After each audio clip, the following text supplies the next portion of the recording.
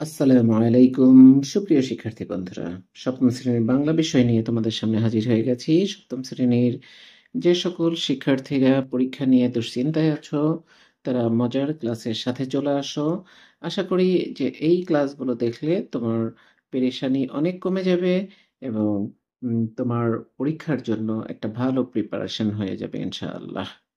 তো চলো দেখি আজকের ক্লাসে সপ্তম শ্রেণীর শিক্ষার্থীদের জন্য কি রয়েছে।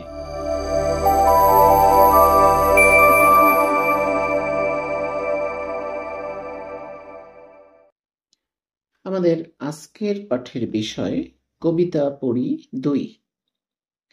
এখানে একটি কবিতা রয়েছে। প্রথম আমি কবিতার নামটি তোমাদের দেখাচ্ছি। ময়নামতির চর। এটি লিখেছেন বন্দে আলী মিয়া। বন্দে আলী মিয়া ১৯০৬ সালে জন্মগ্রহণ করেন এবং ১৯৭৯ সালে মৃত্যুবরণ করেন। তিনি শিশু সাহিত্যিক হিসাবে সুপরিচিত। আমরা শৈশবে অর্থাৎ ছোটবেলায় বন্দে আলী মিয়ার অনেক কবিতা পড়েছি।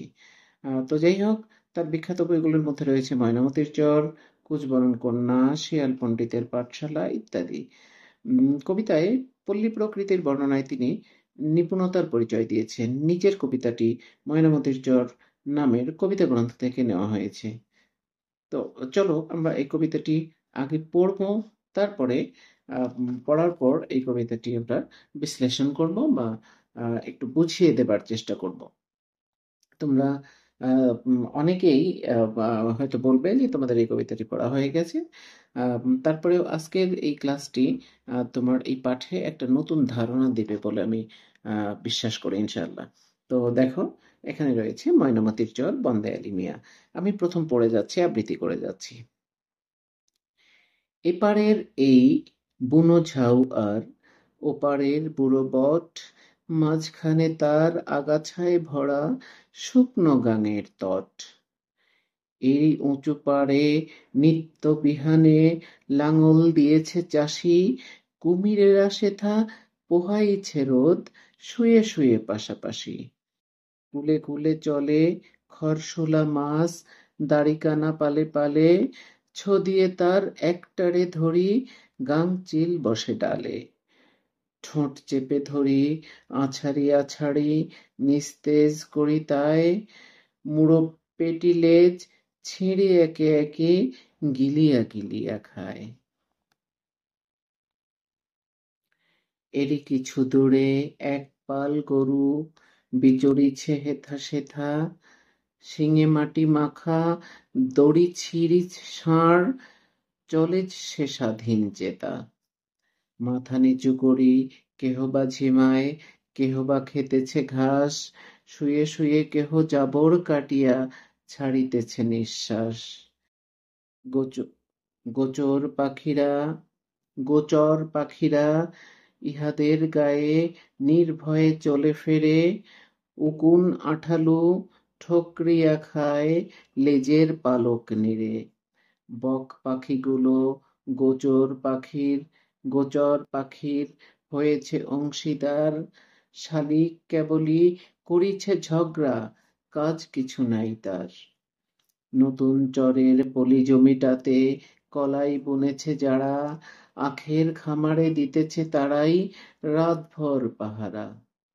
ক্ষেতের কোনায় বাঁশ পুঁতে পুঁতে শূন্যে বেঁধেছে ঘর, বিচালি বিছায়ে রচেছে শয্যা বাঁশের বাঁখারি পর। এমন শীতেও মাঝ মাঠে তারা খড়ের মশাল জ্বালি, ঠকঠকি নেড়ে করিছে শব্দ, হাতে বাজাইছে তালি। ওপার হইতে পদ্মা সাঁতারি বন্য বরাহ পাল, এপারে আসিয়া আখ্যায় রোজ ভেঙে করে পয়মাল। এই কবিতাটি আমরা পড়লাম একটি নদীর যে তীরবর্তী বর্ণনা, সেই বর্ণনাটি এই কবিতার মধ্যে চমৎকারভাবে উঠে এসেছে। তো চলো এখন আমরা লাইন বাই লাইন একটু বোঝার চেষ্টা করি যে কবিতাটিতে কি বলেছে। প্রথম আমরা ময়নামতি সম্পর্কে একটু পরিচিতি পেলেই ভালো হয়। ময়নামতি একটি নদীর নাম, যেটা কুমিল্লা জেলার ভিতর দিয়ে প্রবাহিত হয়েছে। তো এই ময়নামতির চর, চর তো আমরা বুঝি যে নদীর যে তট, বালুময় তট, সেটাকে চর বলা হয়, নদীর তীরবর্তী এলাকা। তো এখানে কি বলেছে, একটি নদীর এপারের কথা বলেছে, যে এপারের এই বুনো ঝাউ আর ওপারের বুড়ো বট। এপারে কি আছে, বুনো ঝাউ গাছ আছে, আর ওপারে কি রয়েছে, বুড়ো বট গাছ রয়েছে। বুড়ো বট গাছ বলতে অনেক বয়স্ক একটা বট গাছ, বয়সী একটা বট গাছ রয়েছে। মাঝখানে তার আগাছায় ভরা শুকনো গাঙের তট। এই যে ঝাউ গাছ, এপারে ঝাউ গাছ, ওপারে বুড়ো বট, এর মাঝখানে রয়েছে একটা নদী, শুকনো গাং, গাং মানে নদী, শুকনো নদীর তট। তট শব্দের অর্থ হলো তীর, উঁচু জায়গা। অর্থাৎ নদীর যে উঁচু জায়গা, পানি সকালে যে জায়গাটা উঁচু হয়ে জেগে ওঠে আগে, সেটাকে তট বলা হয়। এটাকে আমরা চরও বলে থাকি নদীর মাঝে। তো এরই উঁচু পাড়ে নিত্য বিহানে লাঙল দিয়েছে চাষি। এই যে তট জেগেছে, তার উঁচু পাড়ে নিত্য বিহানে, বিহানে মানে সকালবেলায়, প্রতিদিন সকালবেলায় কৃষকরা এসে এই সকল জায়গাগুলো কি করে গেছে, চাষ দিয়ে গেছে। কুমিরেরা সে তা পোহাইছে রোদ, শুয়ে শুয়ে পাশাপাশি। কুমিরেরা, এখন অবশ্য নদীতে তেমন একটা কুমির দেখা যায় না, কিন্তু একসময় নদীতে প্রচুর কুমির ছিল। আর এই সকল উঁচু জায়গায় কুমিরেরা উঠে কি করতো, রোদ পোহাতো, শীতের সময় রোদ পোহাতো। তো সে কথাটাই বলেছে যে কুমিরেরা সেথা পোহাইছে রোদ, শুয়ে শুয়ে পাশাপাশি। মানে একাধিক কুমির সেই তটে উঠে, উঁচু জায়গায় উঠে রোদ পোহাচ্ছে। কুমিররা পানিতে থাকে, কিন্তু এটা কিন্তু শুধু জলচর প্রাণী না, এটা উভচর প্রাণী। এরা জলেও থাকে, আবার স্থলেও থাকে। তো শিকারের জন্য কখনো জলে নামে, মাছ টাছ ধরে খায়, বা শিকার করে খায়, তারপরে এরা বিশ্রাম নেয়। জলে বিশ্রাম নেয় না, এরা উঁচুতে উঠে, ডাঙায় উঠে, উঁচু জায়গায় উঠে শুয়ে শুয়ে বিশ্রাম নেয়। এটা তোমরা যখন এসে যাবে, কোথায়, চিড়িয়াখানায় যাবে, তখন সেখানে দেখবে, বা যখন এরকম কোনো লোকাল চিড়িয়াখানাতেও যেখানে কুমির রয়েছে, এরকম যদি কোনো জায়গায় যাও, তো সেখানে দেখবে এরকম কুমিরগুলো উপরে উঠে আছে। তো এভাবেই কি হয়েছে, এই যে তটে, নদীর তটের উঁচু জায়গা যেখানে কৃষকরা চাষ করে গেছে, সেখানে ওই কুমিরেরা উঠে রোদ পোহাচ্ছে। তারপরে বলেছে কুলে কুলে চলে খরশোলা মাছ। খরশোলা মাছ মানে এক প্রকার মাছ নদীতে, যেগুলো ঝাঁক বেঁধে চলে, এরা মাথা ভাসিয়ে চলে। তোমরা যারা গ্রামের, তারা তো সহজেই চেনো, যারা শহরের তারা খরশোলা মাছগুলো চেনো না। এই খরশোলা মাছের মাথা গুলো অন্য মাছের মাথার চেয়ে একটু ভিন্নতর, একটু চওড়া হয়, এবং এরা মাথা ভাসিয়ে ভাসিয়ে চলে, এবং ঝাঁকে ঝাঁক ধরে চলে। তো কুলে কুলে চলে খরশোলা মাছ, দাড়িকানা পালে পালে। দাড়িকানা মানে হলো যে এক প্রকার ছোট মাছ আছে, যেগুলোকে আমরা মলা ঢেলা বলে বলে থাকি। ছোট মাছ বিশেষ দাড়িকানা। ছো দিয়ে তার একটারে ধরি, গাংচিল বসে ডালে। এই যে মাছগুলো ভেসে নদীর জলে আপনার সাঁতার কাটছে, তো গাংচিল কি করে, ছো দিয়ে একটাকে ধরে নিয়ে যায়। তারপরে ঠোঁট ঠোঁট চেপে ধরি, আছাড়ি আছাড়ি নিস্তেজ করি তাই।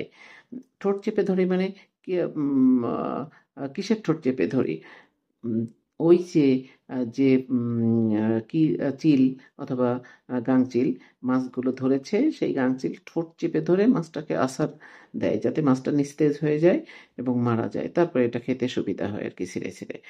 তো নিস্তেজ করি তাই, তাই মানে হলো ওই মাছটাকে, তাকে। মুড়ো পেটি লেজ। মুড়ো শব্দের অর্থ জানো, মুড়ো মানে মাথা, এটা জানো তোমরা। মুড়ো পেটি, পেটি মানে হলো পেট, মাছের পেট, লেজ ছিঁড়ি একে একে, গিলিয়ে দিয়ে খায় কে, গাংচিল। মাছটাকে ধরছে, তারপরে আশ্রয় আশ্রয় মেরেছে, মারার পরে সেটা খাচ্ছে। দেখো এই দৃশ্যগুলো কিন্তু আমরা সচরাচর সবাই দেখি, কিন্তু কবি যত চমৎকার করে এই দৃশ্যটাকে এই লেখার মাধ্যমে, ছন্দের মাধ্যমে উপস্থাপন করেছেন, আমরা কিন্তু সেটা করতে পারি না। কবি এবং সাধারণ মানুষের মধ্যে পার্থক্য এটাই। তো চলো পরের অংশটুকু আরো দেখি। দেখো এখানে রয়েছে, এরই কিছু দূরে এক পাল গরু বিচরিচ্ছে হেথা সেথা। বিচরিচ্ছে মানে বিচরণ করছে, ঘুরে বেড়াচ্ছে। হেথা সেথা মানে এখানে সেখানে। শিঙে মাটি মাখা দড়ি ছিঁড়ি ষাঁড় চলে যে স্বাধীন চেতা। গ্রামে এক প্রকার গরু থাকে, তোমরা জানো যে গরুগুলো ছেড়ে দেওয়া হয়, আল্লাহর নামে ছেড়ে দেওয়া হয়, অর্থাৎ মান্যত করা থাকে। তারপরে বাছুর অবস্থায় যে ষাঁড়গুলো সেগুলো ছেড়ে দেওয়া হয়। সেই ষাঁড়গুলো মানুষের ক্ষেত খায়, এতে মানুষ কিছু বলে না, বা যে কোনো জিনিস সে মুখ দিতে পারে, খেতে পারে, তাকে কেউ কিছু বলে না। বিধায় এই ষাঁড়গুলো কিন্তু অনেক মোটা তাজা হৃষ্টপুষ্ট হয়, তাই না? ওই এলাকার মানুষ, যে এলাকায় ষাঁড়টা ছাড়া হয়, সেই এলাকার মানুষ এটাকে তত্ত্বাবধান করে, বা সেই এলাকায় যদি কোনো ক্লাব থাকে বা মসজিদ, এই সকল প্রতিষ্ঠানগুলো ওই ছেড়ে দেওয়া ষাঁড়টাকে নিয়ন্ত্রণ করে। তো এই ষাঁড়গুলো যেহেতু হৃষ্টপুষ্ট হয়, কাজেই এগুলো একটু স্বাধীন চেতা হয়। তার যেখানে খুশি সেখানে, যেহেতু এগুলোর গলায় দড়ি দেওয়া হয় না, যেখানে খুশি সেখানে ঘুরে বেড়ায়। স্বাধীন চেতা মানে যে স্বাধীনভাবে কাজ করে, স্বাধীনভাবে চিন্তা করতে পারে, স্বাধীনভাবে চলতে পারে, সে হলো স্বাধীন চেতা, অর্থাৎ স্বাধীনতার চেতনা যার, যে নিয়ে চলে। মাথা নিচু করি কেহ, কেহ বা ঝিমায়, কেহ বা খেতেছে ঘাস, শুয়ে শুয়ে কেহ জাবর কাটিয়া ছাড়িতেছে নিঃশ্বাস। কারা? গরুগুলো।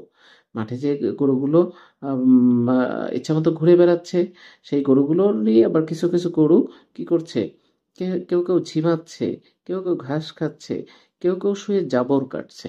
জাবর কাটা বোঝো তোমরা? জাবর কাটা হলো যে গরু যখন ঘাস খায় তখন কিন্তু একবারে ঘাসটাকে চিবিয়ে সে পেটের মধ্যে নিয়ে নিতে পারে না। কারণ ঘাস তো চেবানোর খুব সহজে, এটা তো সিদ্ধ করা না যে একটু চাবালে এটা হজমের উপযোগী হয়ে যায়।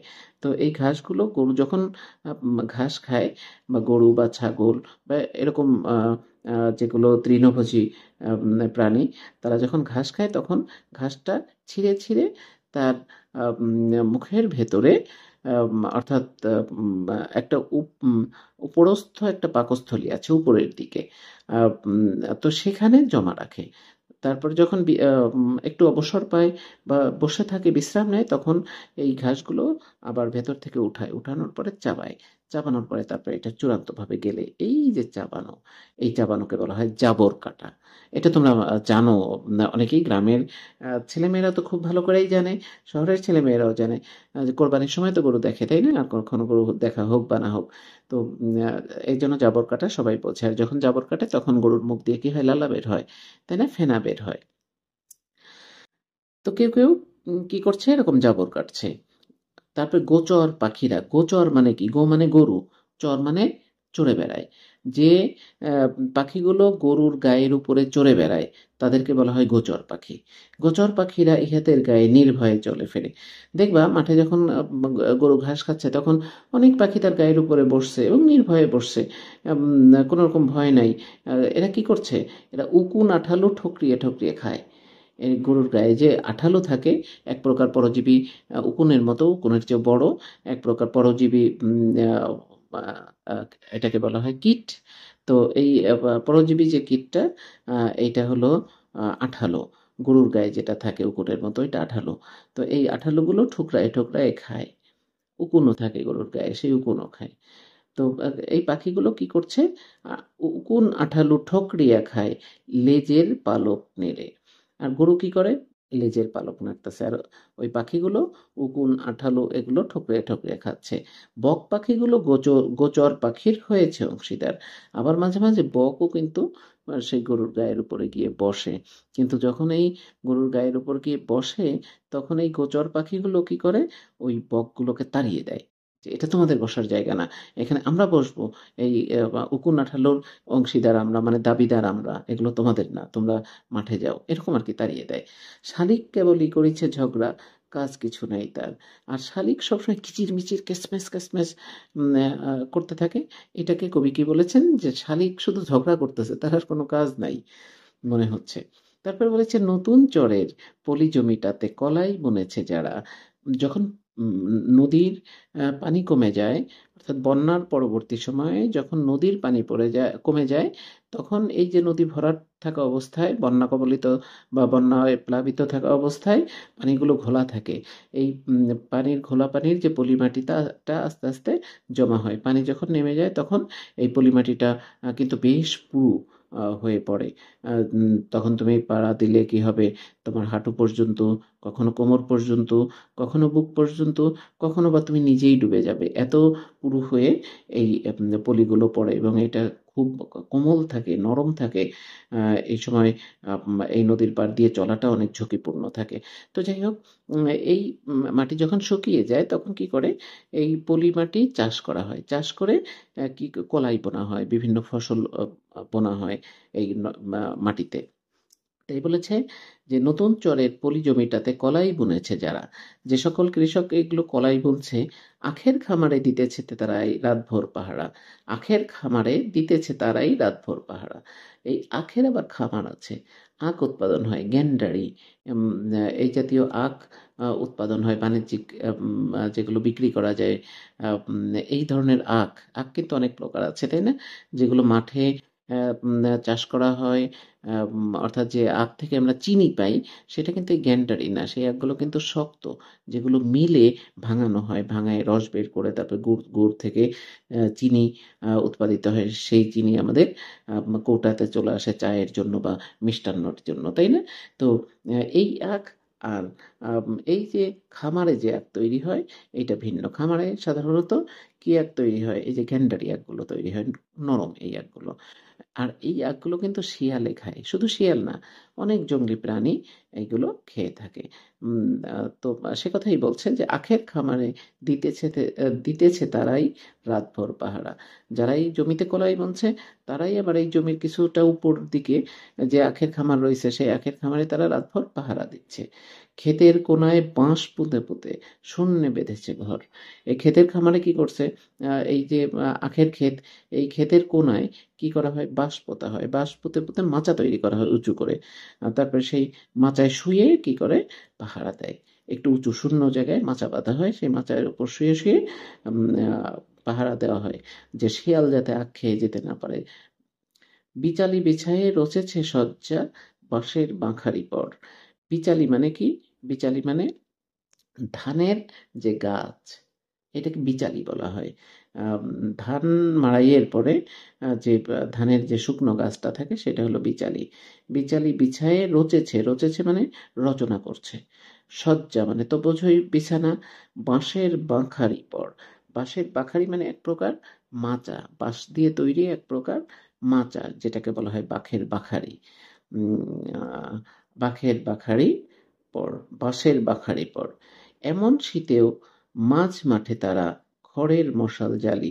এই যে শীতের রাত, এই শীতের রাতে তারা মাঝ মাঠে কি করতেছে, খড়ের মশাল জ্বালছে, খড়কুটো জমায়ে সেটার মশাল জ্বালাচ্ছে, মশাল বানিয়ে সেটাকে জ্বালিয়ে রেখেছে। ঠকঠকি নেড়ে, ঠকঠকি মানে কি, এক প্রকার ঘন্টা। এই যে টিনের যে জেরগুলো থাকে, সাধারণত সেই জেরের ভেতরে একটা মোটা লাঠি বেঁধে দেওয়া হয়। বিষয়টা এরকম যে এটা ধরো একটা টিনের একটা জার, তো এটার মধ্যে কি করা হয়, এইরকম একটা ঘন্টা বেঁধে দেওয়া হয় ছিদ্র করে ভেতরে, টিনের ভেতরে। তারপর এই নিচ নিচ দিয়ে কি করা হয়, একটা সুতা, মানে একটা রশি, সুতলি বেঁধে দেওয়া হয়। বেঁধে দেওয়ার পরে যখন এটা টান দেয়, সুতলিটা টান দেয়, আর এরকম এরকম খুব জোরে জোরে শব্দ হয়, যেহেতু টিনের জার, তাই না? এই টিনের এই জারটাতে কি হয়, এরকম শব্দ হয়।